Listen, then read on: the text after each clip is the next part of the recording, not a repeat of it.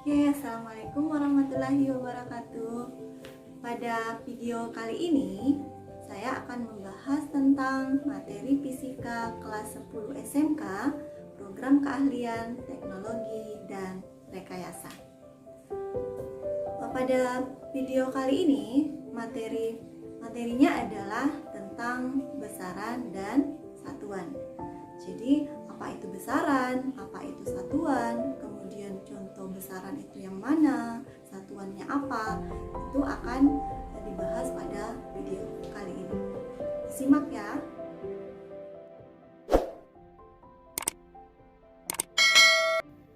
Pada pertemuan kali ini, saya akan membahas tentang besaran dan satuan. Ini adalah materi fisika kelas 10 SMK kelompok bidang keahlian, teknologi, dan rekayasa. Untuk kompetensi dasar, menerapkan prinsip-prinsip pengukuran besaran fisis, angka penting, dan notasi ilmiah pada bidang teknologi dan rekayasa.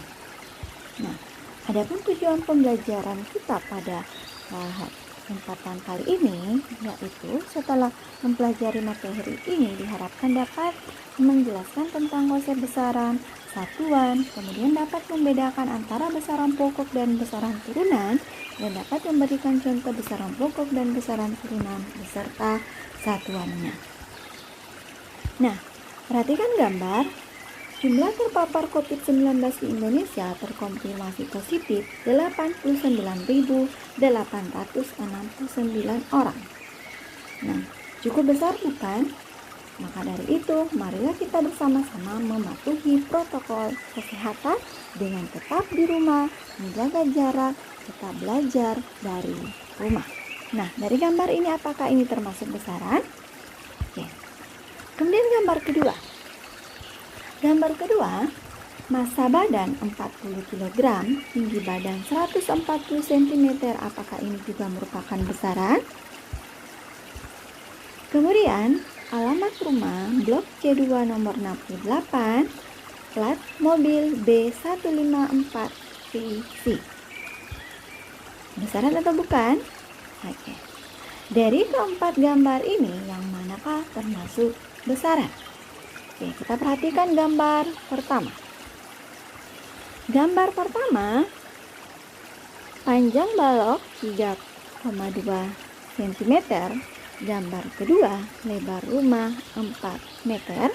Gambar ketiga, jumlah pasien terpapar COVID-19 89.869 orang, dan alamat rumah blok C2 nomor 68. Nah, yang manakah termasuk besaran dari keempat gambar ini? Untuk itu kita perlu tahu besaran itu apa. Jadi, besaran itu adalah sesuatu yang dapat diukur dan dinyatakan dengan angka dan satuan.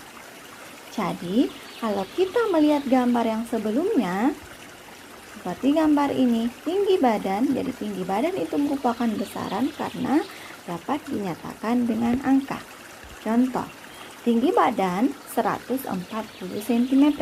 Jadi tinggi badan ini adalah besaran, 140 adalah angka atau nilai, cm ini adalah satuan.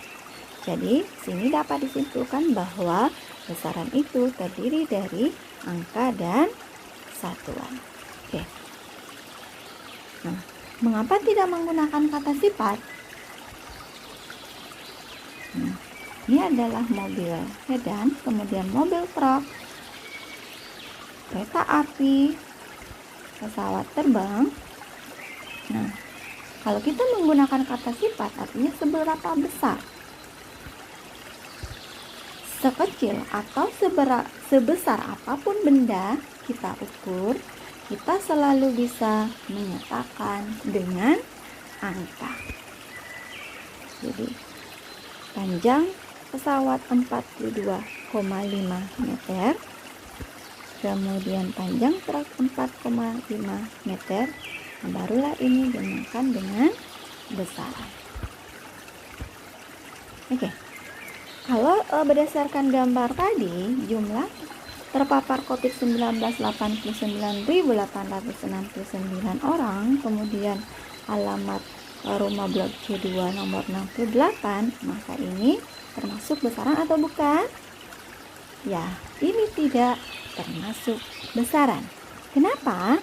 Karena ini hanya jumlah saja pasien yang terpapar COVID-19. Hanya dinyatakan dengan angka, tidak bisa diukur, hanya bisa dihitung saja jumlahnya berapa. Dan tidak memiliki satuan. Sedangkan blok C2 nomor 68 ini juga hanya angka saja, tidak ada satuan dan tidak bisa diukur. Kemudian kita bahas lagi mengenai satuan. Satuan itu merupakan skala pembanding. Contoh, jarak rumah dari pasar 100 meter, kemudian jarak rumah ke sekolah 500 meter. Jika Adi berangkat dari rumah ke sekolah sejauh 500 meter, kemudian kembali lagi ke rumah, artinya dalam satu hari menempuh 1 kilometer. Nah, bagaimana kalau 1 minggu? 1 minggu dalam 1 minggu 6 hari berangkat ke sekolah, maka menempuh jarak 6 kilometer. Sedangkan kalau 8 minggu berarti menempuh 48 kilometer. Cukup jauh bukan? Sama dengan jarak dari Pangkep ke Makassar. Nah, mengapa harus memiliki satuan?